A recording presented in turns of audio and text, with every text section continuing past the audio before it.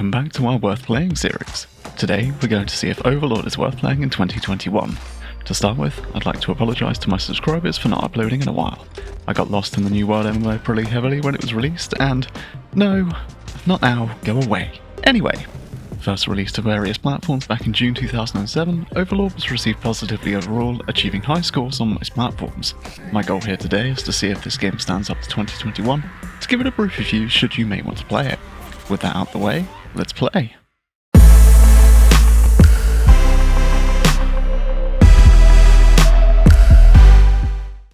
Before we get into the meat of this review, I'd like to ask you to consider dropping a like on the video, or even subscribing to the channel for more game-related stuff. Not only does it help within the YouTube algorithm, it encourages me to make more videos. With the self-promotion out the way, let's begin. So a quick look at the story and setting. Overlord is set in an alternate world where the player takes control of a resurrected warrior known as the Overlord. The Overlord's role is pretty much in the name. You control a horde of minions that do your every bidding without question, even to their detriment. Think Lemmings, but gremlins. One review I found inspired me to dub this as a Sauron simulator. Gameplay is primarily set in the third-person view, with elements resembling RTS or real-time strategy games, and RPG or role-playing games, along with some basic third-person combat to combine into a unique experience.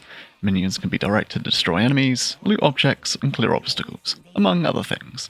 The player takes control of both the Overlord and his minions, which can lead to some interesting tactical decisions.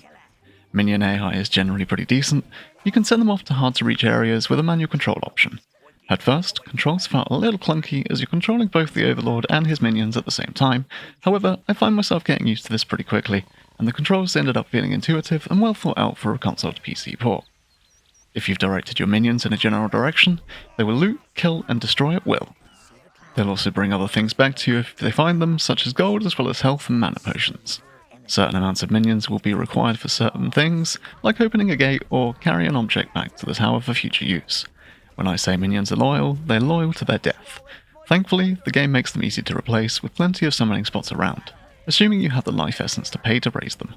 There are several types of minions overall, each unlocked as you progress through the story. These all have different abilities, like being able to walk through water, and fire or poison immunity. Minions can also pick up and equip weapons and armor, adding to their damage and defense respectively. Without these items, your minions are extremely squishy and will become oozing piles of demonic mess without them. What good are you as an Overlord with no minions to command? Maps are designed in a linear fashion, with some extra areas becoming unlockable as you proceed through the story. Levels are designed well, with various resources and points to summon minions dotted around for you to find. Linear levels are not a problem for me personally if they're done well, and I feel this one had a little extra care and attention paid to it. Touching briefly on the enemy AI for Overlord, I feel that some additional work could have been done to deliver a better experience for players. Of note, boss battles in particular are heavily patterned and can be very predictable at times. A lot of cheesy mechanics can be used without repercussions, as enemies are simply unable to adapt to them. While I didn't play the multiplayer version of this game myself, I recall reading that there used to be a dedicated community behind this game. The majority of your time playing Overlord will be split in the single-player version of this game, but as far as I'm aware, there are versus and cooperative modes available. Moving on to character design, the main Overlord character is mostly silent throughout the game, with the voice left to the player's imagination. Minions are all voiced, and while their voice lines seem to be mostly the same, the variety in pitch and frequency kept them fresh enough. Other main characters also have full voice acting. As those of you that may have seen my previous videos will know, I try not to judge a game by its graphics alone, and, as usual, this is no exception. While some textures and animations definitely look a little dated when compared to modern day games, they still feel like they can hold their own in a unique way. The art style fits the theme, and I found myself regularly stopping to chuckle at little environmental details. Overall, audio is solid and definitely fits the theme. As I mentioned earlier, almost every character is fully voice acted, and acted well for the most part. Sound effects are on the ball, and you can tell that real attention has been paid to the finer details. While the score isn't anything particularly original, it did fit the theme overall. Okay, the time has come to answer that question. Is Overlord worth playing in 2021?